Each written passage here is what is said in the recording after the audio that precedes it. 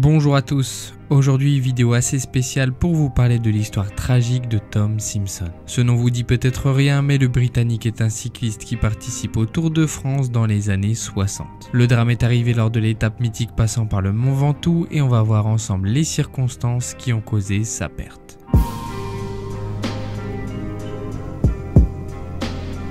Le 13 juillet 1967, Tom Simpson occupe la 7e place du classement général et depuis 2 jours, une gastro-entérite aiguë lui fait vivre un enfer. On raconte même qu'il a besoin d'aide pour monter les escaliers et qu'en plus de cela, il est incapable de s'alimenter. La seule chose qu'il arrive encore à avaler pour être en forme, ce sont ses cachets qui n'ont pas été prescrits par un médecin si vous voyez ce que je veux dire. Simpson a presque 30 ans, une solide réputation sur les courses d'un jour, un Tour des Flandres, un Milan-San Remo et un championnat du monde au palmarès, mais ce n'est pas assez pour entrer dans la légende. Seule une victoire au Tour de France lui assurera cette notoriété. Avant le début de l'étape, donnée à Marseille, un journaliste belge l'interpelle. « Vous avez l'air fatigué, c'est à cause de la chaleur ?» « Non, ce n'est pas la chaleur, c'est le Tour », indique Simpson.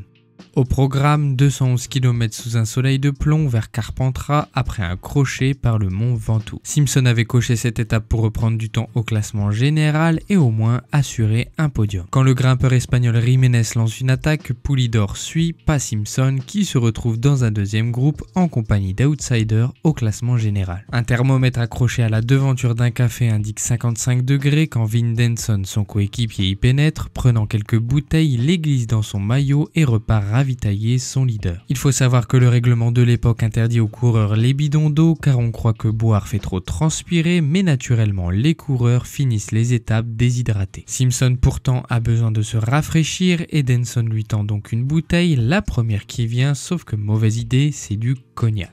Simpson en avale une bonne partie et jette la bouteille dans le décor. Ensuite, à un peu moins de 3 km du sommet, la pente se fait plus rude et le coureur britannique est petit à petit décroché. Simpson commence à zigzaguer sur son vélo comme lors du Tour d'Espagne il y a quelques mois.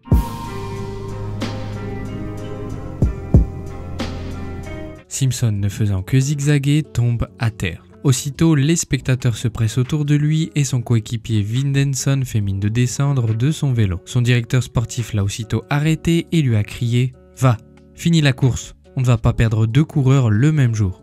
Les spectateurs se chargent de remettre en selle la coqueluche du peloton. Selon la légende, Simpson aurait prononcé dans un dernier souffle « Put me back on my bike ».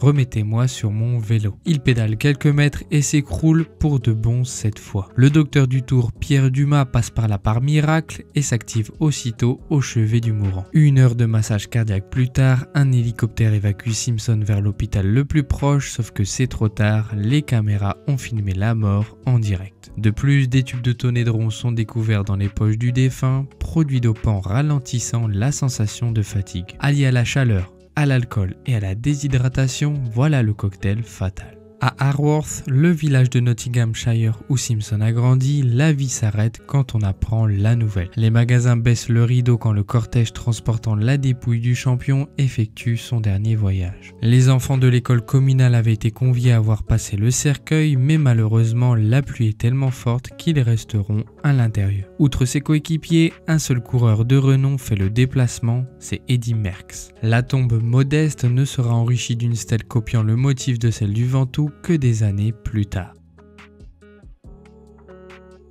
Voilà.